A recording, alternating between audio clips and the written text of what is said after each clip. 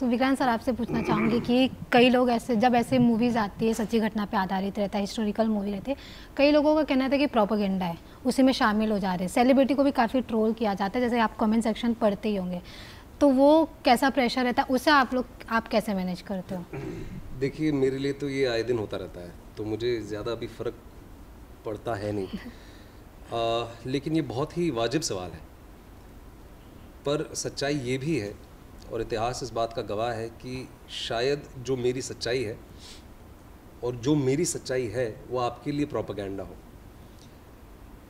पर मैं अपनी सच्चाई पे खड़ा रहना चाहता हूँ। जो मेरे वैल्यू सिस्टम के हिसाब से सच है, मैं वो दर्शकों तक लेके आना चाहता हूँ। अब जैसे उदाहरण के तौर पे अगर मैं आपसे कहूँ, अगर हम जो जूस के साथ दूसरे विश्व युद्ध में हुआ, जो हॉलोकॉस्ट हुआ, ऐसे कितने सारे अभिनेता अभिनेत्री हैं जो नाज़ीज़ का रोल प्ले करते हैं।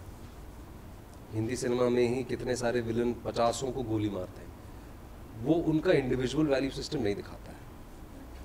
हमारे यहाँ पे कहीं ना कहीं लोग उसे उस नज़रिए से नहीं देखते हैं, और ख़ास तौर पे सोशल मीडिया पे तो बिल्कुल नहीं देखते हैं। तो बहुत ही थिन लाइन होती है।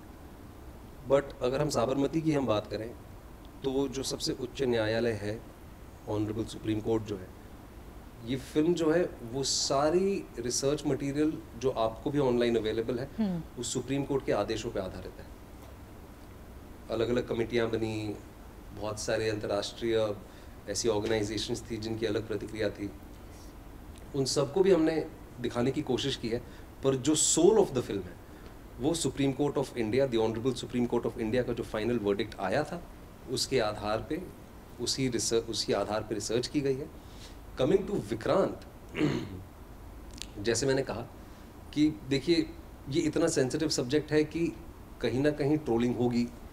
जैसे मैंने कहा कि जो मेरी सच्चाई है वो आपका प्रोपेगेंडा हो सकती है। अब हर किसी को तो आप खुश करने की कोशिश नहीं कर सकते, क्योंकि मेरी नज़र में जो इंसान हर किसी को खुश करने की कोशिश करता है वो बिन पहनने का लोटा होता है।